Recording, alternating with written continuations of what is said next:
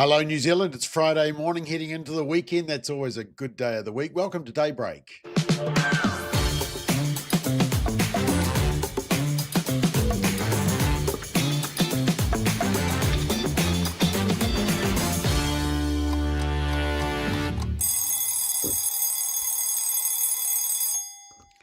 Good morning. It's the 5th of September. I just need to have a drink from my cup. There we go, Daybreak. And the reason I'm having a drink from my cup is because we have a stock of these cups. Now, we also had a stock of solid ground cups as well, but at the Forum on the Family last week, unfortunately, I put Simon's wife in charge of selling the cups. And for some reason, solid ground sold out and Daybreak didn't. Now, I'm not saying there's skullduggery or anything, but I think there's been some skullduggery going on. So anyway, Daybreak cups. I'm trying to remember what the price is. I think they're $25 a cup or $20 a cup. I will find out and tell you on Monday and tell you how you can order them because we need to sell out. Something's going on. Anyway, let's check out the news. And firstly, let's go to Wellington, the gayest little village in New Zealand. The Post were very excited yesterday because the Wellington City Council could become the first council in Aotearoa to implement a strategy focused specifically on the rainbow community. And it's voting to adopt a proposed rainbow action plan. And they want a rainbow strategy. It's because Wellington is disproportionately represented by people confused about their gender and sexuality. Concerns amongst the city's community reflected international research where rainbow people were less likely to be employed. Less likely to be employed? Why is that? They have a higher representation in victimization statistics, more likely to feel unsafe at night and have a poorer quality of life. You know, if you want people to feel less unsafe at night, that's not actually a sexuality issue. That's a crime and safety issue in the city. Yeah.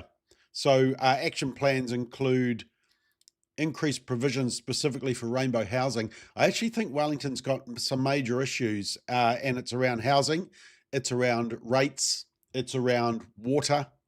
Actually, I remember being in Wellington one time and the main street was flooding and literally there was sewage going down the main street. That's kind of the state that Wellington is in, which is the reason that the current mayor is about to be biffed out. Turfed is interesting use of words, biffed out. And Wellington's probably got bigger things to focus on. But anyway, they want to do that. Speaking of wacky, the Law Commission has come out with its review of the Human Rights Act. And the Human Rights Act sort of has this provision for hurty feelings. So if you get upset by something that people have said, and they want to expand it. They think that transgender, non-binary should be added to the list of hurty feelings. And they add in this intersex as well. But intersex is a smokescreen because it's a legitimate medical condition. But yeah, the Law Commission has been completely suckered into gender ideology, and it's proved by this statement. When you see this statement, then you'll realize that just what it's all about. They start off by talking about a woman's pregnancy. So this is from the report that came out yesterday. And they recommend that this section be amended to clarify it applies to anyone who is pregnant or gives birth. So not just women, apparently. Although most people who become pregnant and give birth are women, not all are. Wow. And needs associated with pregnancy or childbirth exist regardless of whether the person is pregnant identifies as a woman. Well, if they don't identify as a woman and they're pregnant, then maybe some counselling would be helpful. But that's where the Law Commission is at. Take them with an absolute grain of salt. I actually tweeted that the Law Commission should be renamed the Dumb Ideas Commission, which the acronym is DICK, which is kind of funny, isn't it? Helen Clark, Jong Un and Xi at the parade rubbing shoulders with Putin and Kim and a whole lot of other interesting people. Now, my good friend and colleague, Simon, where is it? I printed it out here somewhere. I've got so many papers here. I really need to organise them before the program starts. Anyway, Simon O'Connor basically said, you know, why is he hanging around? Oh, here it is. Simon O'Connor, a bit disorganised this morning. Simon O'Connor said, Helen Clark in particular talks a big game about human rights, and yet she and Jong Un are more than happy to chum it with China's autocratic leader, Xi, Putin from Russia, Kim Jong Un, Rocket Man from North Korea. He didn't say Rocket Man. Somebody from Iran, I can't even say it. Somebody from Zimbabwe, can't say that one either. Somebody from Belarus, Cuba, etc. And he says, at the end of the day, they have chosen to stand beside an array of despots, from Putin to Kim Jong Un and Xi, and by association, they are supporting the likes of the CCP. Yeah, free pass from the media, to be honest. They're more concerned about Trump having a military parade in Washington, D.C. than they are about all these despots getting together and having a military parade in China. So I'm totally on Simon's side with this particular thing. I did laugh, though. So you see that photo of Simon. I mean, it's not too bad, isn't it? But then Stuff have updated their photo, and this is the latest photo. I mean, they both look like they've just come out of the morgue. That's not a lovely photo of Simon, so I think they've been a bit mean on poor Simon. Anyway, Winston Peters is, what was the term I came up with? Scratching the itch.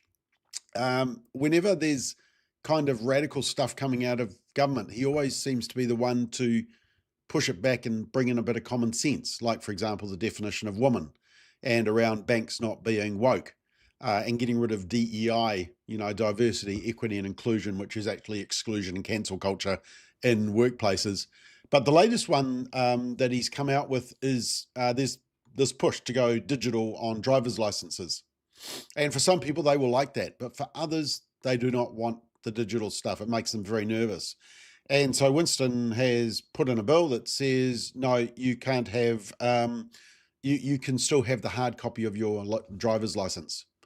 And as I said, it's scratching the itch. There will be some people who don't want to go down the digital pathway, and that's a very good move. And I think he does listen in on certain things.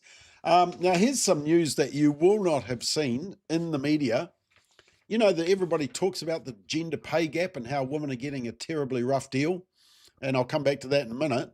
But according to Stats NZ, the data just came out and the gender pay gap is the lowest on record. And the current Prime Minister is he's a man. Well, what's going on there? I mean, I thought the gender pay gap, that was all because of mean men. And I had a look at the graph, and there it is. Out the far right there, you'll see there's been this dramatic decline. And I have circled two bits. The one on the left is when Helen Clark was the Prime Minister, and the right-hand circle is when Jacinda Ardern was Prime Minister. So the gender pay gap has plummeted under Christopher Luxon and National. Now, the problem with the gender pay gap is that it doesn't do, oranges and apples. In other words, it's comparing just female work and male work, which can be very different. The fact of the matter is the only way to seriously look at a gender pay gap is to look at people in the same industry doing the same job, and is there a difference between what we pay men and women? The fact of the matter is there isn't a difference, because it's actually illegal to pay people less based on their gender in the same industry. But what they're doing is they're comparing different industries, and they're also not taking into account the fact that for many families, especially mums, biology dictates that only the mum can have the baby. And mum often stays home and takes that paid parental leave. And that's the problem with the gender pay gap. Doesn't take into account that type of thing. This was in the New Zealand Herald. You could hear the weeping and wailing coming from the New Zealand Herald office, why Trump isn't turning into a lame duck. Apparently, the latest data says that 93% of Republicans think he's doing a great job. So, yeah, that's interesting. Another article in the Herald this morning, Matthew Hooton, the commentator, why Luxon's days as national leader are numbered. Yawn, yawn, it continues. Matthew Hooton, of course, oversaw the coup against, was it Simon Bridges, who was leader of National at the time, and brought in Todd Muller, which lasted about a month. It was a disaster for National. National never recovered from that period that Matthew Hooton was involved in. And that's why we got Jacinda Ardern for another 3 years in 2020, because of that disastrous period. So I would take this with a grain of salt. Look, Luxon isn't performing that well in preferred prime minister, but the fact of the matter is the centre-right bloc is holding their ground, and that's really all that matters. It's not the most preferred prime minister that matters, because Luxon has never performed that well as most preferred prime minister, and I've shown you that. He's always hovered around the between 18 to 23% mark. He will never get over that. He's not that kind of favourable as a prime minister, but in terms of the party, they are still going okay. And look, I'm not defending them because I think there's a lot not going well in the government at the moment. Has everybody been following this case? So this is Father Ted creator Graham Lineham, is it? It's not Lineham, it's Lineham, I think. Anyway, a couple of days ago, he's an Irish comedian. This is to show you just how far the UK is slipping. The British comedy writer and behind Father Ted, he was arrested at Heathrow Airport, got off his flight from Arizona, and 5 armed officers detained him and informed him they were taking under custody under suspicion of inciting violence. What was the inciting violence? 3 tweets he had done in April. So he did 3 tweets and he needed 5 armed police. And the tweets said, one of them said, if a trans-identified male, so is in a female-only space, so if a biological dude who thinks he's a woman is in a female-only space, he is committing a violent, abusive act, make a scene, call the cops, and if all else fails, punch him in the balls. Okay, now that's actually quite funny, because the fact that you're in a woman's toilet and you can punch somebody in the balls is funny, isn't it? But anyway, the UK police did not see the funny side of that. He had another one, a photo of a trans rally captioned, a photo you can smell. Is that because guys sweat a lot or something? And another one, he said, I hate them, misogynists and homophobes, F them. Apparently that's inciting violence. Now, that's not the way I would talk. I don't think it's appropriate language. It's not, it's not the way I would communicate, but is that inciting violence? Anyway, he was ultimately released from custody. He actually ended up in hospital because of the stress of the whole situation.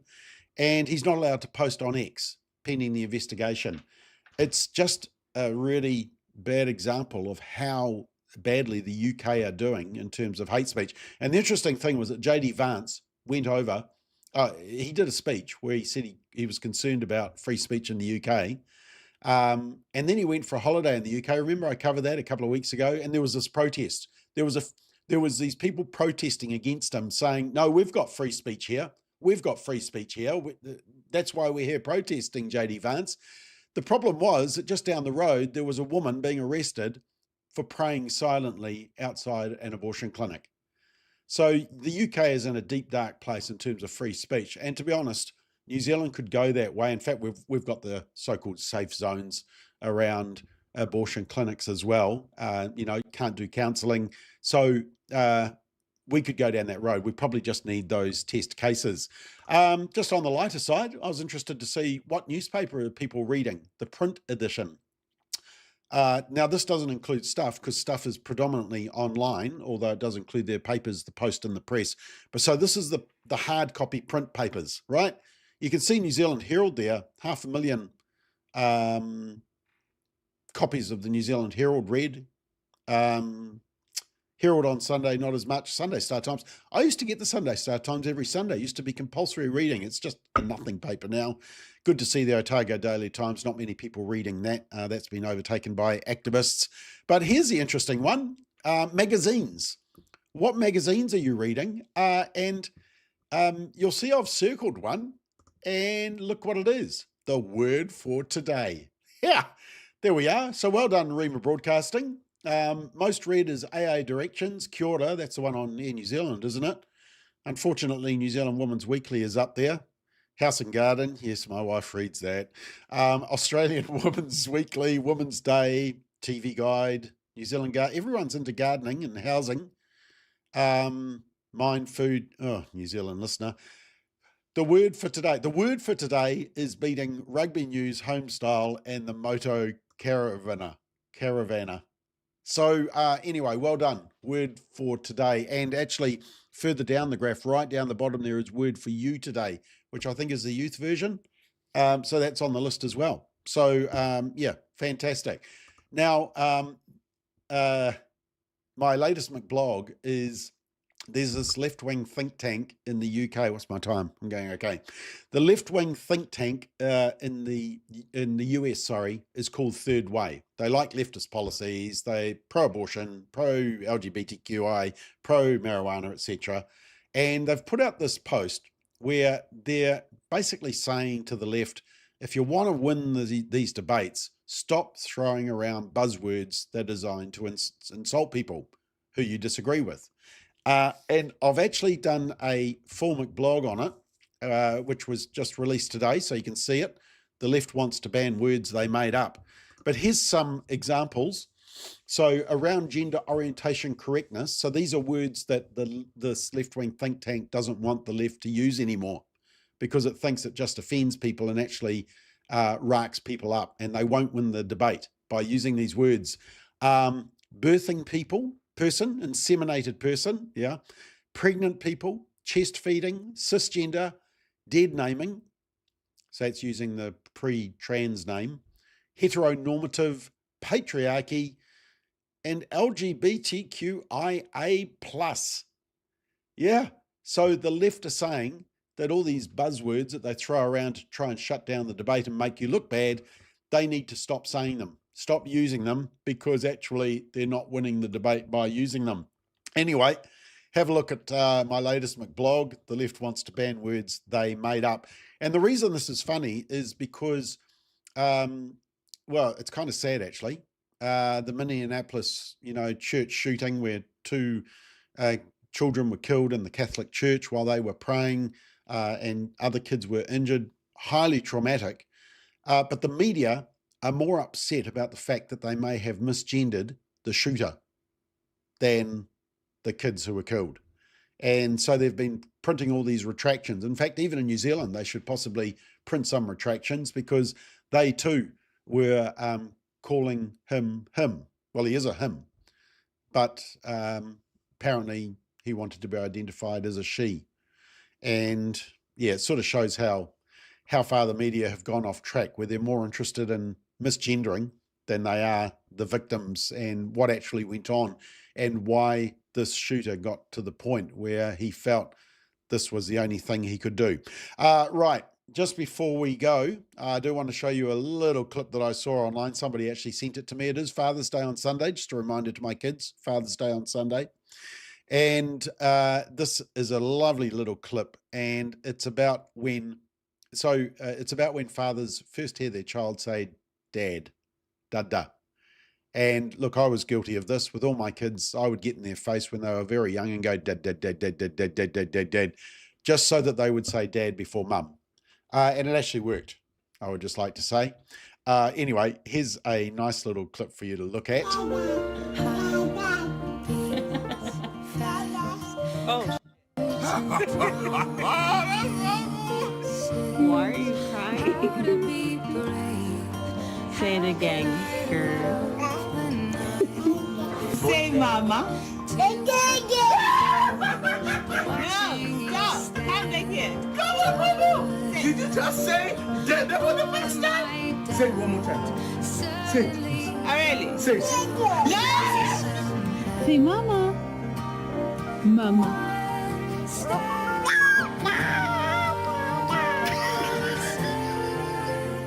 Dada?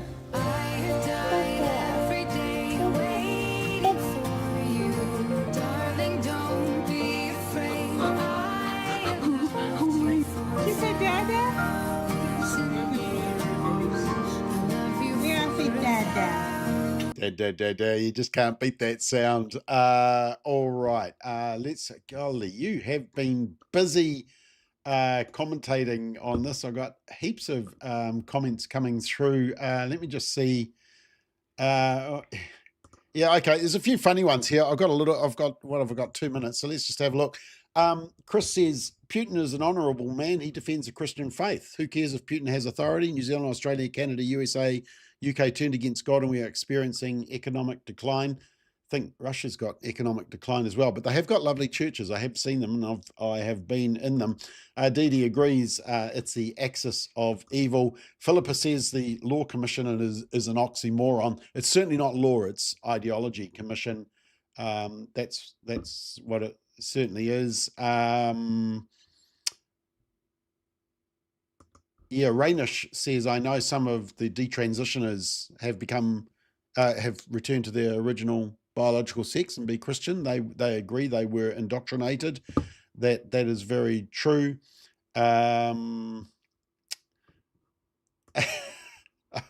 Sorry, just before I go, where did it go? It disappeared. Look at that. Somebody said, welcome to the very best breakfast in New Zealand. Oh, I wish I could find that. There's just so many comments today. You guys are really onto it. I've really racked you up, obviously, and lots of interaction. So you'll just have to go and have a look on the website, look on our YouTube and also on Facebook and see some of the comments that have been going on. Anyway, quite funny. Friday morning, heading into the weekend, always a good time. I'll be back on Monday morning. Hope you have a great weekend and thanks for watching.